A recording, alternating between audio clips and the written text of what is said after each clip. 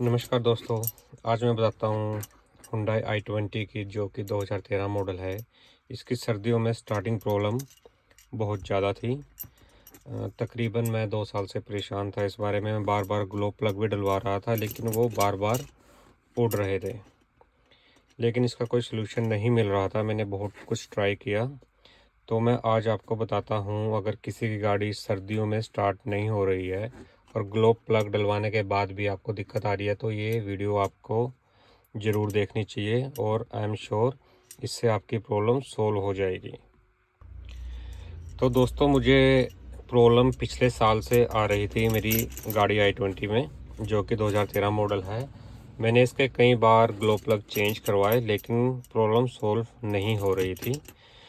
जैसे ही सर्दियाँ आती मेरी गाड़ी में स्टार्टिंग प्रॉब्लम आनी शुरू हो जाती। मॉर्निंग में बहुत लेट और लंबा सेल्फ ले रही थी ये, जिससे मैं परेशान हो गया और गाड़ी मेरी स्टार्ट नहीं हो रही थी, जिससे बैटरी भी बार बार ड्रेन हो रही थी। तो मुझे इसका सलूशन कुछ मिल नहीं रहा था। मैंने काफ़ी जगह दिखाया, इलेक्ट्रिशियंस को दिखाया, मैकेनिक को दिखाया, जहाँ पे कोई प्रॉब्लम नहीं आ रही थी, शो नहीं हो रही थी कि भाई गाड़ी में क्या प्रॉब्लम है।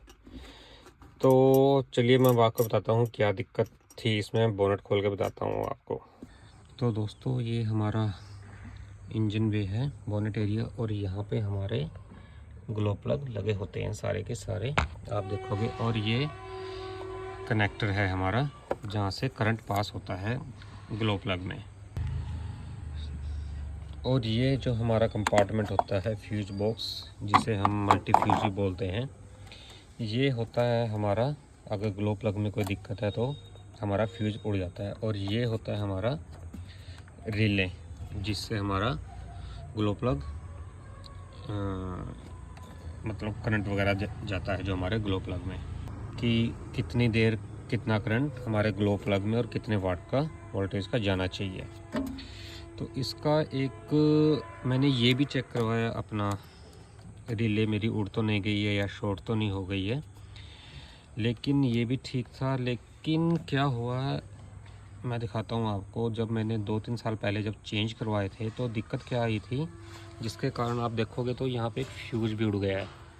अगर आप जो मैं दिखाता हूँ, ये वाला देखोगे तो ये उड़ा हुआ है। पहले उड़ा हुआ था तो मैंने इलेक्ट्रिशियन को दिखाया, उसने ठीक कर दिया, फ्यूज़ लगा दिया ये, तो हमें न्यू लेने की ज़रूरत नहीं पड़ी। हालांकि इलेक्ट्रिशियन ने चेक किया कि कहीं रिले तो नहीं उड़ गई है ये वाली हमारी, तो उसने टोयोटा की, अगर आप देखोगे ये टोयोटा की, ये रिले भी डाल के देखी, लेकिन फिर भी इम्प्रूवमेंट कोई नहीं हुई। हमारे गाड़ी स्टार्टिंग सेम ही रही हमारी, जिससे क्या हो रहा था, हमारी ग्लो प्लग शॉर्ट हो रहे थे जिसके कारण, और बैटरी भी हमारी ड्रेन हो रही थी, जो आज भी ड्रेन ही पड़ी है ये देखो, लेकिन ये चार्ज होनी शुरू हो गई है अब। तो दोस्तों, मैं बताता हूँ इसकी मेन प्रॉब्लम क्या थी गाड़ी में, और आई एम श्योर काफ़ी लोग अगर इससे परेशान हैं तो मैं ये उनको बताता हूँ अंदर बैठ के भी दिक्कत क्या थी। तो दोस्तों, जो ग्लो प्लग आ रहे हैं हमारी गाड़ियों में एनजीके के आते हैं, जैसे कि ये है एनजीके का। अब अगर इसको, हाँ ये देखो एनजीके का मॉडल नंबर और इसकी वोल्टेज। अगर आप ये देखोगे जो मैंने निकाला है, जो पुराने वाला था, इसमें वोल्टेज लिखी है 4.7V। और जिससे क्या हो रहा था देखोगे अगर आप इसको ध्यान से, ये टिप देख रहे हो आप, ये बर्न हो गई है। तो जो हमारी गाड़ियां हैं 2014 से पहले की i20, उसमें जो वाटेज आती है हमारी, वो 4.7V नहीं आती है, वो आती है 11V। अब हो क्या रहा था, मैं इलेक्ट्रिशियन पे जा रहा था तो हर बार जाते ही वो 4.7 के डाल रहा है, जिससे करंट हमारा ज़्यादा जा रहा था और जिससे ये शॉर्ट होके उड़ जाते थे हर बार। और उनको भी ये नहीं पता था भाई कौन से डलने हैं कौन से नहीं डलने हैं, तो बार बार यही इशू आ रहा था। ये मैंने काफ़ी इलेक्ट्रिशियन को दिखाया, वो बोल रहे थे कि नहीं यही चल जाते हैं, 11 के डालने की कोई ज़रूरत नहीं है। मैंने काफ़ी कुछ रिसर्च किया तब जाके मुझे प्रॉब्लम मेरी सॉल्व हुई है। तो ये आपने जब भी डलवाना है एनजीके का, अपने 2014 मॉडल से पहले हैं जितने भी, तो आपको हमेशा 11V ही डलवाना, नहीं तो आपका ये शॉर्ट होएगा, जिससे गाड़ी ड्रेन हो जाएगी बैटरी आपकी, और वो स्टार्टिंग नहीं देगी सर्दियों में। ये 100% सोल्यूशन है इसका।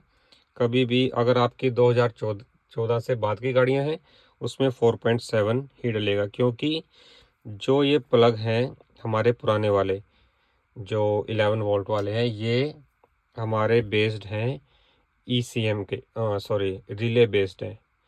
लेकिन जो हमारे न्यू आ रहे हैं वो ECM बेस्ड है, ECM उनको कंट्रोल करता है। तो दोस्तों, और मैं आपको यही प्रॉब्लम थी इसमें मेन। अगर किसी को कोई क्वेश्चन हो तो मुझसे पूछ सकता है, मैं उसका आपको बता दूंगा भाई इसमें। और कुछ किसी को कोई प्रॉब्लम आ रही हो तो मैं सोल्व कर दूंगा। मैंने क्योंकि इसके इंजेक्टर वगैरह भी दिखा दिए थे गाड़ी के, कोई प्रॉब्लम नहीं थी।